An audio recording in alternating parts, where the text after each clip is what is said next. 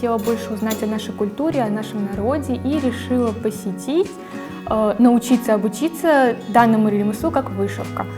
И вот с 12 лет по сей день я занимаюсь данным ремеслом. Мой первый преподаватель – это Зарема Мустафаева, которая, можно сказать, вдохновила и направила меня.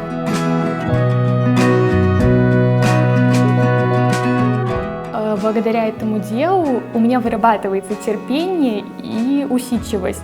Не зря же ранее, по традициям, в принципе, изначально начинали вышивать девочки с раннего возраста. Потому что, я так считаю, предполагаю, что благодаря этому родители, в принципе, пытались воспитать и выработать у девочек, у будущих невест терпение, усердие к работе.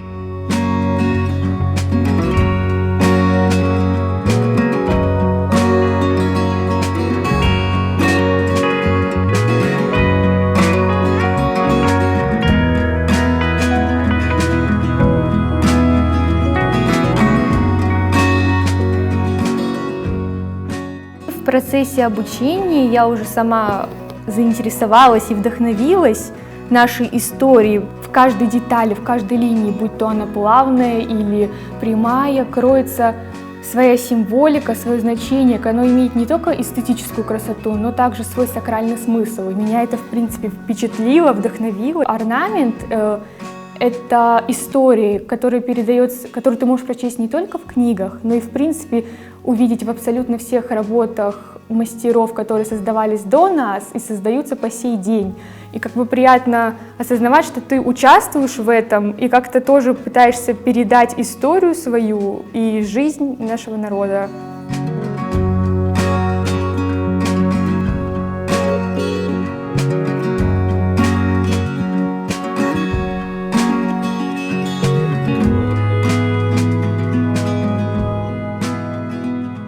Одним из наиболее важных свадебных элементов является хоранхапе. Он имеет свое немалое смысловое значение. Орнамент изображается древо жизни. Здесь используются 3 поколения. Это прошлое, настоящее и будущее.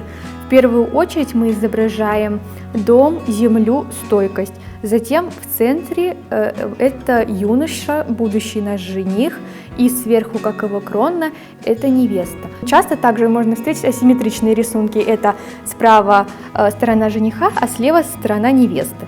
Но здесь же также рисунок симметричен. А по бокам это уже как будущие детки, будущие мечты молодожен. А остальные, в принципе, все дополнения – это берекет, плодородие, изобилие, достаток.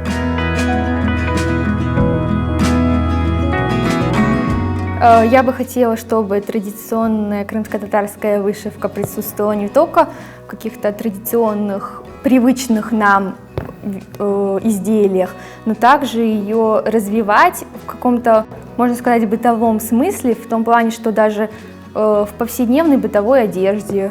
Допустим, в этом году я экспериментировала с поясными сумками. Казалось бы, спортивная какая-то вещь, которую ты носишь каждый день, но, в принципе, предположить, что на ней будет крымско-татарская национальная вышивка, немножко сложновато.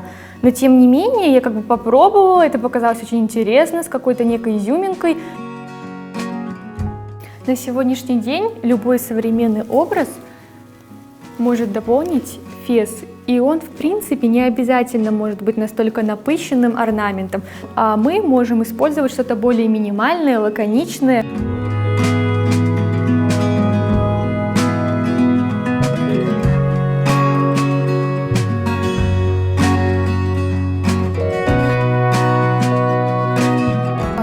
Моя цель, я надеюсь, иншаллах, в будущем, это в Крыму открытие какого-то своего модного дома в этническом направлении.